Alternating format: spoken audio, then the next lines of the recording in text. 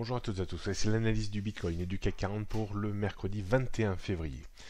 Un point technique sur le Bitcoin qui, après avoir chuté dans des proportions relativement importantes entre la fin d'année et le début février, est en train de réaliser une correction technique qui arrive sur une zone qui reste très importante, autour des 11 000 dollars.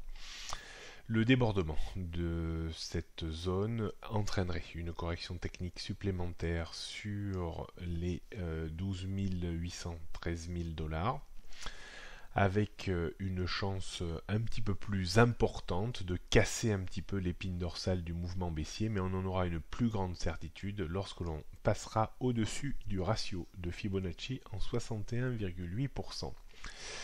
Pour le moment, on surveillera attentivement la journée de mercredi. Si on avait une bougie rouge sur le graphique journalier, on aurait peut-être une structure en étoile du soir en doji, ce qui pourrait entraîner une vague de nouveau de rechute en direction des 9 000, 10 000 dollars. Et si on cassait cette zone, alors on pourrait revenir sur 8 000, voire tester de nouveau le point bas qui a été fait ces derniers temps. Donc beaucoup de prudence sur la monnaie virtuelle qui n'est pas encore tout à fait sortie d'affaire. On passe maintenant au CAC 40 qui évolue toujours dans les mêmes zones depuis quelques jours. Situation un petit peu atone, on digère toujours ce choc baissier qui a été très important entre 5560 et 4900 points. Donc on reprend de la hauteur, mais on reste également bloqué sous le niveau de retracement en 0,618 qui correspond également à une zone de résistance très importante qui s'étend entre 5320 et 5390 400 points. Cette zone devrait être débordée pour effacer totalement le choc baissier de ces derniers jours. Une rechute, c'est-à-dire une rupture des 5235 points, entraînerait de nouveau une baisse certainement assez rapide sur une zone dans un premier temps entre 5150 et 5200 points. Et si on cassait les 5250 points, 150 points, on pourrait revenir en direction des 5050 points. Ça serait une réplique baissière assez logique par rapport à la phase de baisse très impulsive que l'on a eue. On voit également sur le graphique 2 heures cette zone très importante autour des 5235 points avant les 5200 points. Donc on peut considérer que ça c'est une zone de support importante et si on devait la casser, eh bien on irait sur des niveaux bien inférieurs.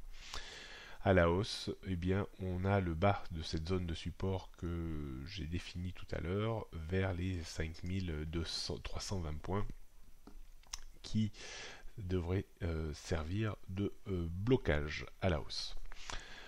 Si on réaffirme tout ça sur les repères techniques, on voit une résistance vers les 5295 avant 5310-20, au-dessus 5340, 80 et 400.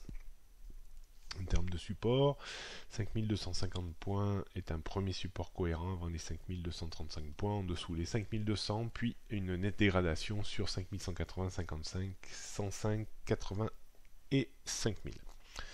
Rien de bien nouveau sur les tendances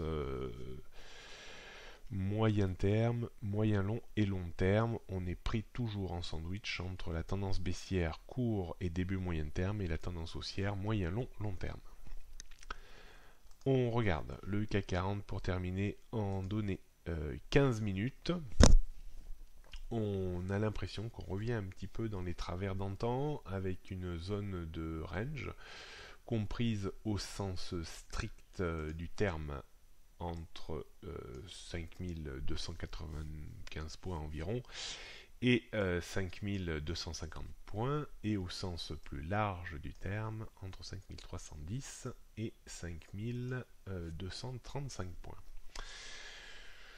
Je vois pas pour le moment aujourd'hui ce qui pourrait faire sortir le CAC 40 de ce range, à moins que Wall Street également retrouve de la volatilité. On devrait donc évoluer ou continuer à évoluer soit au sens strict, soit au sens un peu plus large. C'est difficile à dire.